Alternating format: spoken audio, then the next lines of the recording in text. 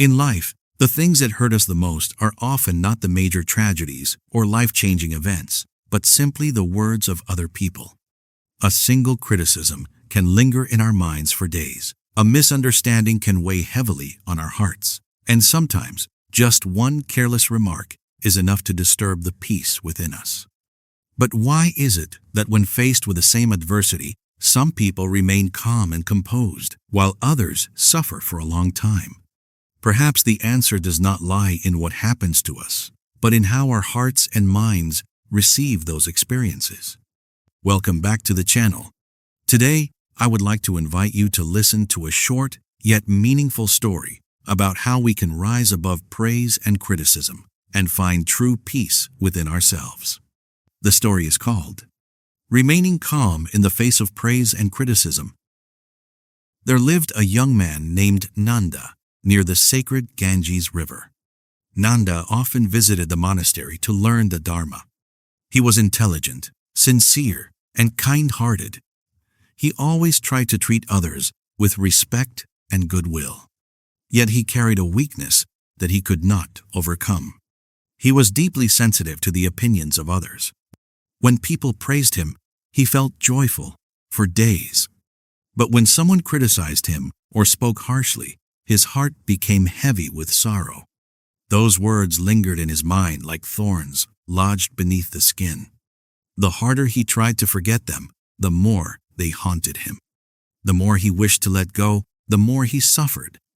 Many nights, Nanda lay awake, replaying hurtful conversations over and over again. He could not understand how a few passing words could wound him so deeply.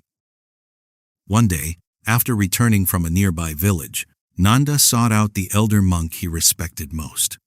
Bowing respectfully, he said, "Venerable sir, I do not understand why my mind is so fragile. People say only a few unpleasant words about me, yet I feel as though I have been struck by an arrow. I try to forget, but I cannot.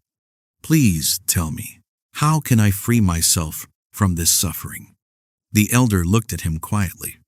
There was no judgment in his eyes, only compassion and understanding.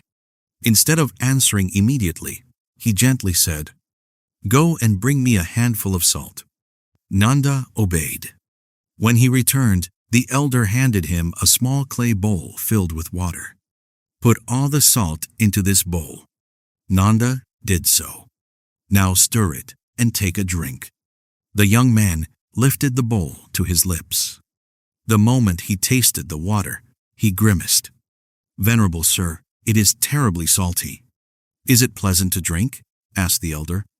"No, sir, not at all." The elder nodded quietly. Then he stood up. "Bring another handful of salt and come with me." The two walked together through golden rice fields and beneath rows of blooming sala trees swaying in the afternoon breeze. Eventually, they arrived at the banks of the mighty Ganges River. The river stretched endlessly toward the horizon. Its surface shimmered beneath the setting sun, like a vast mirror reflecting the sky. The elder handed Nanda the second handful of salt. "Throw it into the river." Nanda did as he was told. The salt disappeared instantly into the immense flow of water, without leaving any trace behind. The elder then said, "Now scoop up some water and drink." Nanda knelt down, cupped his hands, and drank from the river. The water was cool, fresh, and pure. "Do you taste any salt?" the elder asked. "No, venerable sir." "Is this river smaller than the bowl you drank from earlier?" "No, sir. It is thousands of times larger." The elder gazed at the flowing river and spoke slowly. "Nanda, insults, unfairness, and life's hardships are like this handful of salt. In themselves, they are only this much." He lifted the small clay bowl. "If your mind is as small as this bowl, even a little salt will make all the water bitter." Then he pointed toward the vast river. "But if your mind becomes as expansive as this river, even many handfuls of salt will not change its nature. The water will remain fresh and clear." At that moment, Nanda fell silent. It was as though a door inside his heart had suddenly opened. The elder continued, "You cannot stop people from criticizing you. You cannot force life to unfold exactly as you wish. But you can expand your mind through wisdom, compassion, and patience." Looking directly into the young man's eyes, he said, "When the mind is narrow, even a few words can become a wound. When the mind is vast, the things that once caused suffering become nothing more than small ripples upon the water." This is one of the profound teachings of the Buddha. Suffering does not arise solely from circumstances. It arises from the way we cling to them. A person with a narrow mind is hurt by the smallest difficulties. A person with an expansive mind transforms adversity into an opportunity for growth, not because life treats them differently, but because they have changed the way they receive life itself.